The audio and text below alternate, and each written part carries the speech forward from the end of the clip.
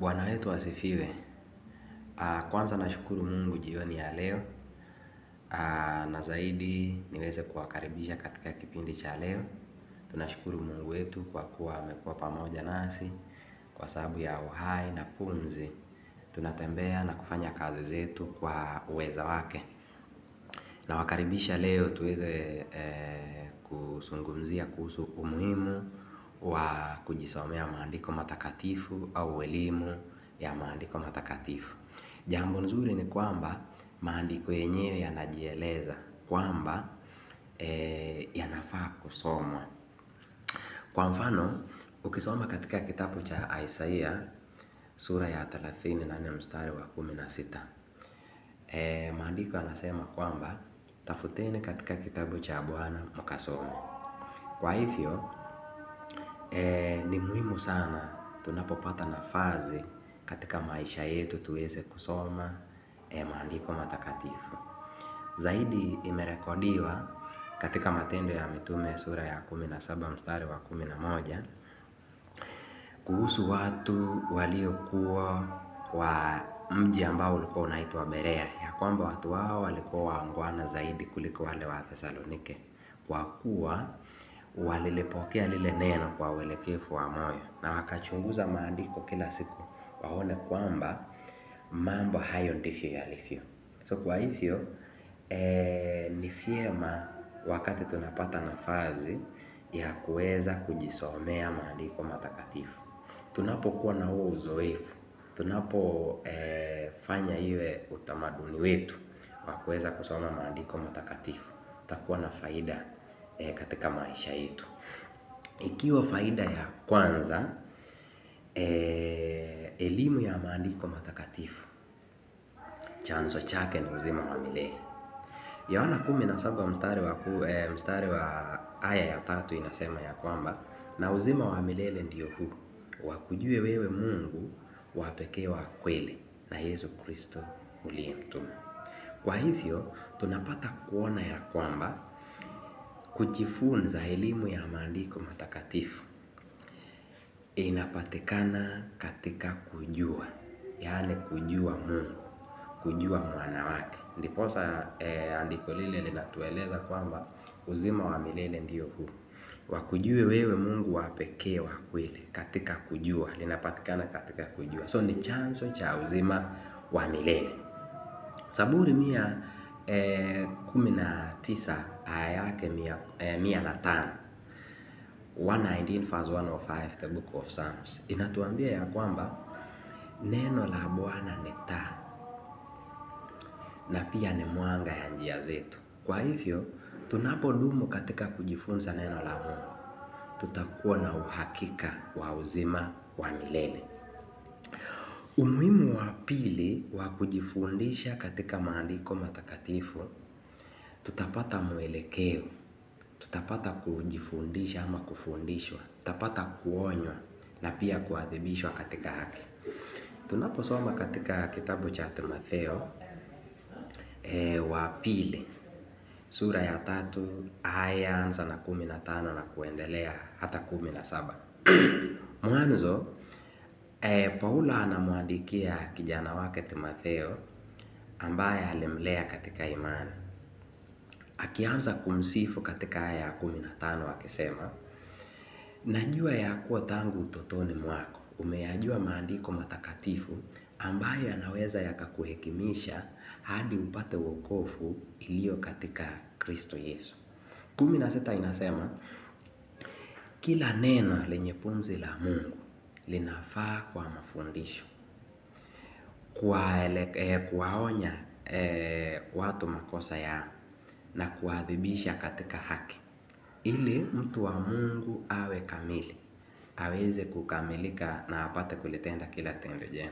So tunapata kuona ya kwamba kupitia maandiko matakatifu tunaelekezwa, tunafundishwa, tunapata kujua hakika mapenzi ya Mungu ni gani.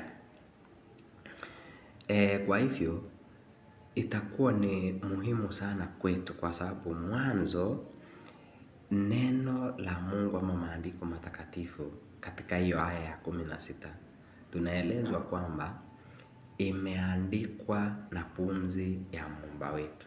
Yaani kuna mwelekeo ama kuelekezwa na Roho Mtakatifu.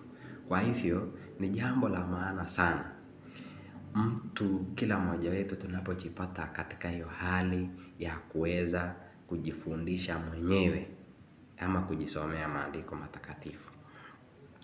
Jambo la tatu ambalo ni umuhimu wa kuweza kujisomea ama elimu ya maandiko matakatifu ni kwamba tutapata uzoefu.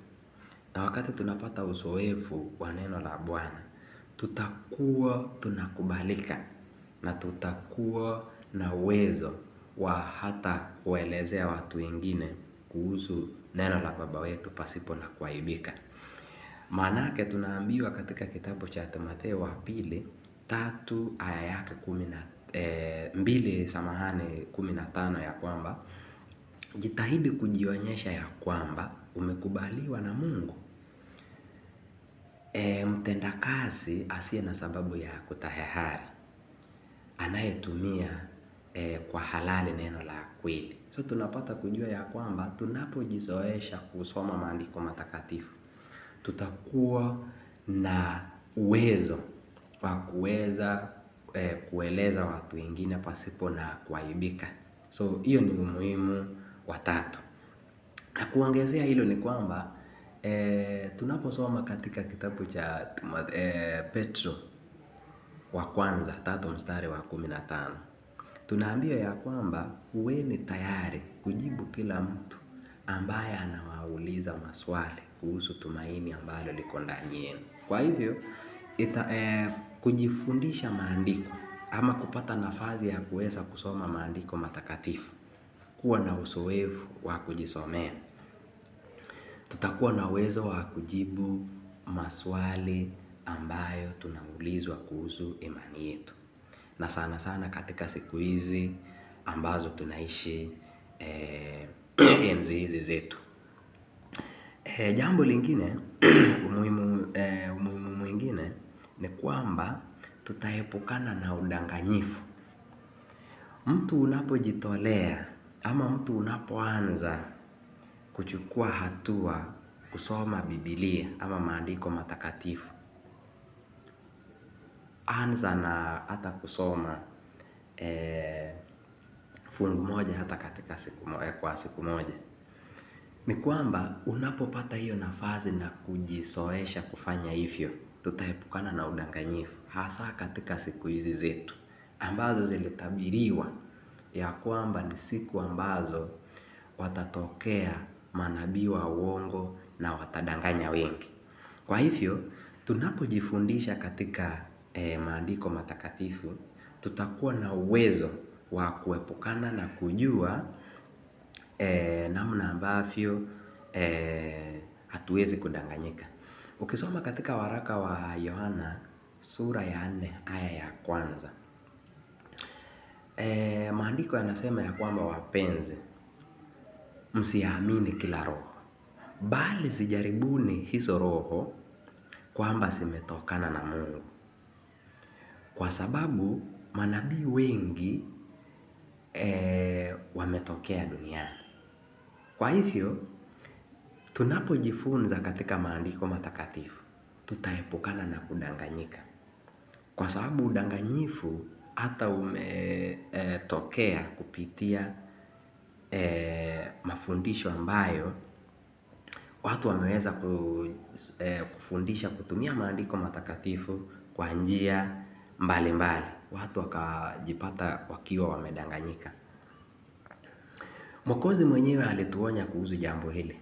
Ukisoma katika Mathayo 24 aya ya 11, Mwokozi akatuonya akatuambia, na watatokea manabii wengi wa uongo na watadanganya wengi. Jambo lile limeweza kutimia ama inaendelea.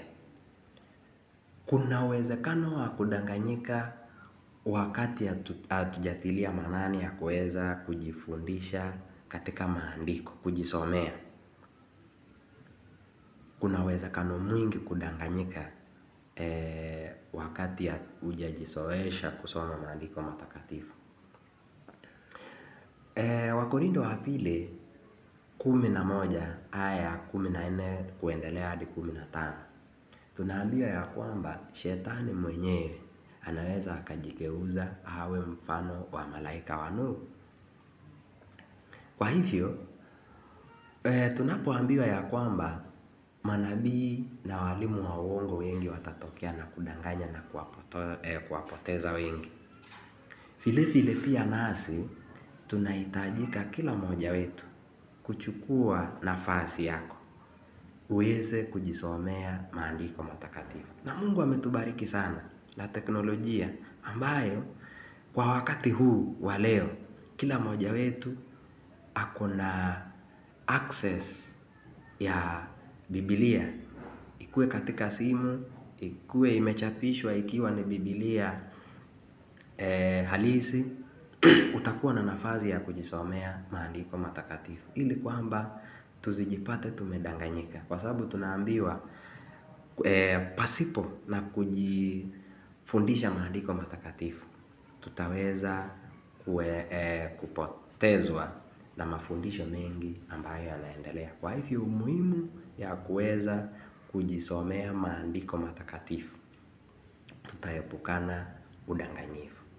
Na Bwana awabariki sana tunapojikakamua na tunapoenda kujisomea maandiko matakatifu.